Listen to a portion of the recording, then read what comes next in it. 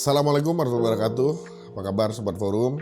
Kembali lagi bertemu bersama kami dalam program Forum Opini, sebuah program editorial yang hadir dalam setiap akhir pekan di mana kami akan membahas sebuah isu selama sepekan terakhir yang menjadi pilihan kami tentu saja dari ruang redaksi Forum Keadilan TV. Bagaimana dengan pekan ini? Pekan ini kami memilih terkait dugaan pertemuan pimpinan KPK dengan para tahanan di lantai 15 Gedung Merah Putih KPK. Dewan Pengawas KPK tengah mendalami informasi adanya dugaan pimpinan KPK bertemu dengan tahanan di lantai 15 Gedung Merah Putih KPK. Pertemuan itu terjadi pada tanggal 28 Juli 2023. Tahanan yang melakukan pertemuan di lantai 15 Gedung Merah Putih KPK diduga merupakan mantan Komisaris BUMN Dadan Triyudianto. Mantan Ketua KPK Abraham Samad mengkritisi dugaan pertemuan tersebut. Samad menyebut pertemuan itu merupakan pelanggaran. Ia menjelaskan pimpinan atau tim penyidik KPK dilarang keras melakukan pertemuan dengan pihak yang kasusnya sedang diusut. Orang yang berperkara atau orang yang berstatus sebagai saksi saja tidak boleh ditemui. Dari dugaan temuan Dewan Pengawas KPK tersebut, Samad menyebut jika pertemuan itu benar terjadi, maka pimpinan KPK telah melakukan pelanggaran etika berat. Katanya, sanksinya juga berat, bahkan bisa sampai pemberhentian. Samad menerangkan dirinya tidak tahu pasti apakah benar lantai 15 Gedung Merah Putih KPK merupakan ruangan para pimpinan KPK. Meskipun begitu, ia berharap Dewan Pengawas KPK dapat mengusut tuntas temuan tersebut dengan memberikan efek jera terhadap para pelaku. Menurutnya, jika Dewas KPK tidak mengusut tuntas dan memberikan efek jera, maka hal serupa akan terus terjadi. Samad juga mempertanyakan kinerja Dewan Pengawas KPK yang tidak pernah memberikan sanksi tegas terhadap pelanggaran etik berat.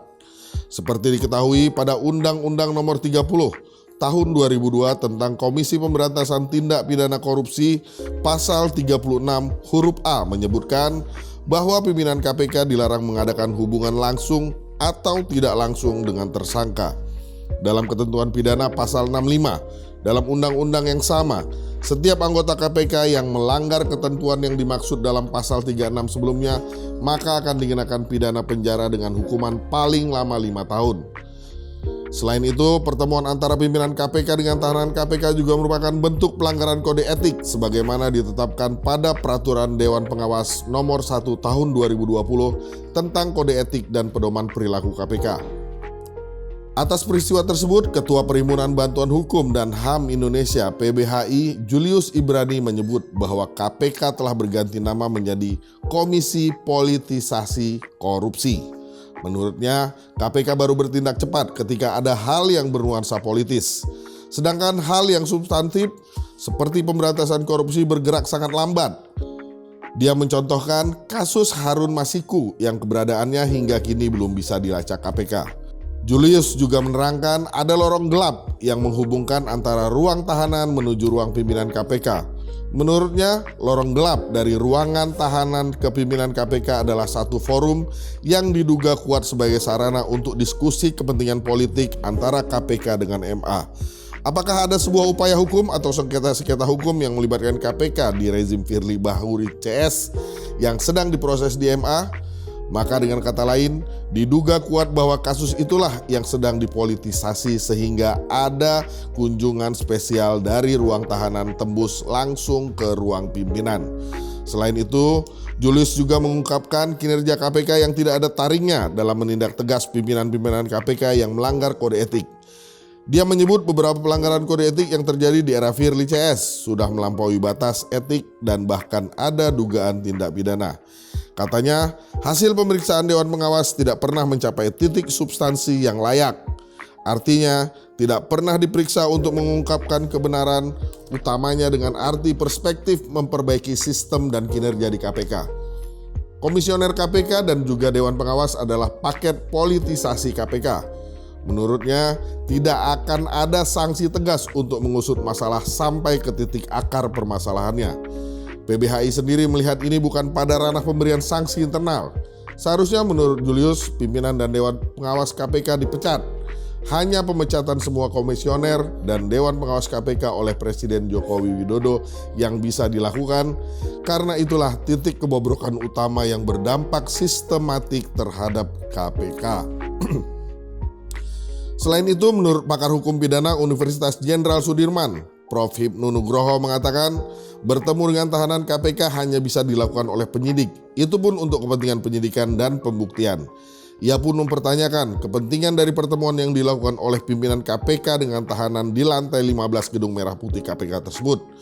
Hipnu berpendapat kemungkinan ada substansi yang tidak diketahui oleh penyidik terkait dengan dugaan adanya pertemuan itu. Ia juga menegaskan pimpinan KPK tidak bisa seenaknya bertemu dengan tahanan. Lembaga anti rasuah tersebut seperti menjadi bulan-bulanan saat dipimpin oleh Firly Bahuri CS. Bukan hanya karena perpanjangan masa jabatan saja, tetapi juga tentang kasus yang diusut oleh KPK. Beberapa peristiwa melanggar kode etik terjadi di lembaga yang seharusnya mengedepankan keterbukaan dalam penanganan kasusnya. Dugaan pertemuan pimpinan KPK dan tahanan di lantai 15 Gedung Merah Putih seakan menunjukkan bahwa pimpinan KPK dan seisinya tidak memahami undang-undang dan peraturan-peraturan yang ada dalam tubuh KPK.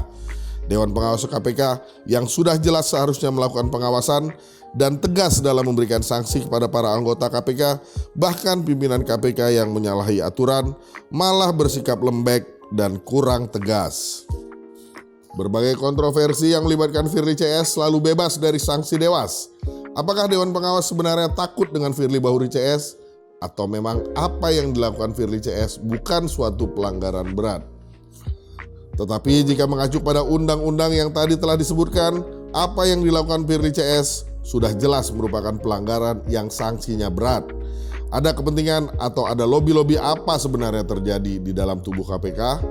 Semua peristiwa melanggar etik yang terjadi dalam tubuh KPK malah memperlihatkan bahwa KPK bukanlah lembaga yang menumpas korupsi di Indonesia, tetapi malah menghimpun para pelaku korupsi dan melakukan korupsi lagi di dalam lembaga anti korupsi. Sehingga tidak kaget jika dalam survei yang dilakukan Lembaga Survei Indonesia menyebutkan kalau KPK menjadi lembaga penegak hukum yang tingkat kepercayaan masyarakatnya lebih rendah dari kejaksaan. Akan seperti apa bergulirnya kasus ini, tentu saja ini menjadi sebuah pertanyaan di publik. Akankah Presiden menindak tegas Komisioner KPK maupun Dewan Pengawas KPK? Kita saksikan saja pada pemberitaan-pemberitaan di minggu yang akan datang. Saksikan terus Forum Opini tentu saja dalam setiap akhir pekan di Forum Keadilan Tripi. Terima kasih. Assalamualaikum warahmatullahi wabarakatuh.